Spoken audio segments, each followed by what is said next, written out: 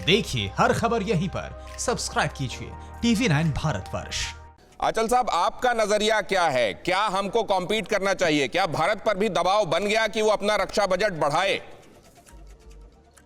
देखिए, RSN सिंह साहब ने जो दो विकल्प दिए थे कि या हम घुटनों पे गिर जाएं या फिर क्या करें, तो मुझे लगता है कि हमें घुटने पे गिरने की तो जरूरत नहीं है, हमें अपने पैरों पे खड़े होने की जरूरत है।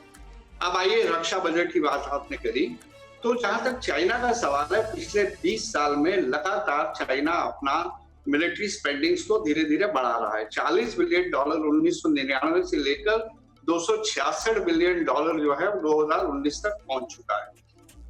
इस समय आर्थिक कमजोरी होने के बावजूद उसने अपनी जो बढ़ोतरी है उसको बनाए रखा है, थोड़ा बहुत कम किया है। अगर पिछले साल 7.5% थी तो इस बार शायद 6.5% है।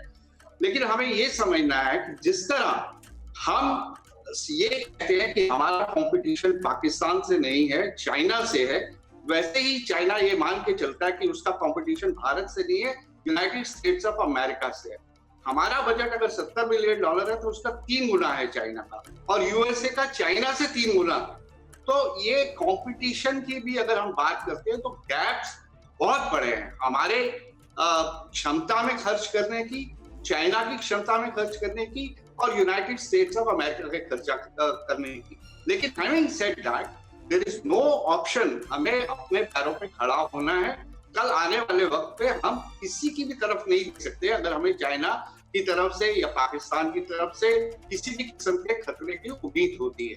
अब इसी कॉन्टेक्स्ट में मैं एक बात और कहना चाहता हूँ। बहुत से लोग लिख रहे हैं कि यूनाइटेड स्टेट्स ऑफ अमेरिका के सीनियर लीडर्स जो हैं, वो हमारा जो बॉर्डर डिस्प्यूट हुआ, जो भी हाल ही में वाद विवाद हुआ बॉर्डर पे चाइना के साथ, वो उसमें आगे खड़े होके आ रहे हैं। और चाइना के एग्रेशन में वो पहले सिर्फ साउथ चाइना सी की बात करते थे, अब वो इंडिया चाइना बॉर्डर पे जो हो रहा है उसको भी उन्होंने चाइना के एग्रेशन में शामिल कर दिया। तो हमें जो है बहुत ही कॉशन के साथ चलना है।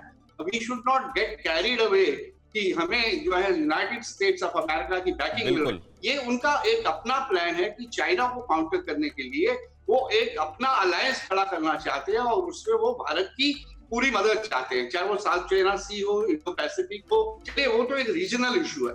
लेकिन जहां तक हमारा चाइना के साथ बॉर्डर का विवाद है या मिलजुल के रहने की भावना है, तो उसे हमें बायोलेटरली तौर तरीके से, डायलॉग से वो सब करना है, लेकिन अपनी तैयारी को किसी भी लिहाज से कम नहीं होने देना है। अपनी तैयारी को कम नहीं होने देना, अमेरिका का साथ लेना है। लेकिन अमेरिका कहां पर हमारे साथ है और कहां हमारे जरिए अपना हित साध रहा है, ये हमको समझना पड़ेगा। राजीव रंजन साहब, आपने इसका क्या मायने निकाला? क्या इसका मायना यह है कि पूरी दुनिया में जो खलनायक बन गया देश, वो रक्षा बजट बढ़ाकर ये दिखा रहा है कि aggression he best form of defence है? जब सारी दुनिया उसकी तरफ उंगली उठा रही है, वो सामने आकर ये दिखाना चाहता है कि मुझको इससे कोई फर्क नहीं पड़ता? निश्चित रूप से चाइना की पोस्चरिंग अभी यही है कि भले ही सारी दुनिया का जनमत अभी उसके खिलाफ हो और एक एक करके देश उसके खिलाफ आक्रामक रवैया अपना रहे हो अंतर्राष्ट्रीय संगठनों में, अंतर्राष्ट्रीय मंचों पर, और कोरोना वायरस को फैलाने में उसकी भूमिका की जांच होने की जो बात उठी है, अब तमाम देश ये मांग कर रहे हैं कि चीन की भूमिका की जांच होनी चाहिए।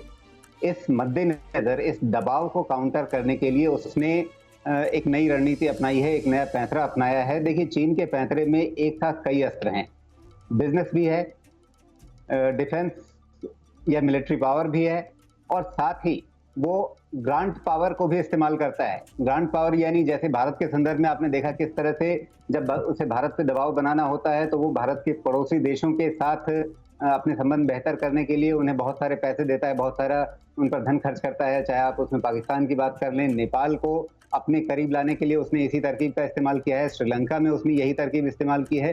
तो ये उसकी पुरानी तरकीब है कि आप अपने पैसे को बहुत बड़े स्तर पर निवेश कीजिए, वो निवेश इस तरह से कीजिए कि वो जिस देश को आप पैसा दे रहे हैं वो कर्ज के जाल में फंस जाए, आपके चंगुल में आ जाए एक तरीके से, और फिर हर बात पर आपकी हाँ में हाँ मिलाने के लिए मजबूर हो जाए।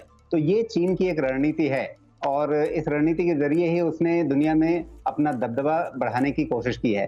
निश्चित रूप से हम ये देख सकते हैं कि आज अमेरिका के बाद चीन ही दुनिया की एक बड़ी आर्थिक शक्ति है।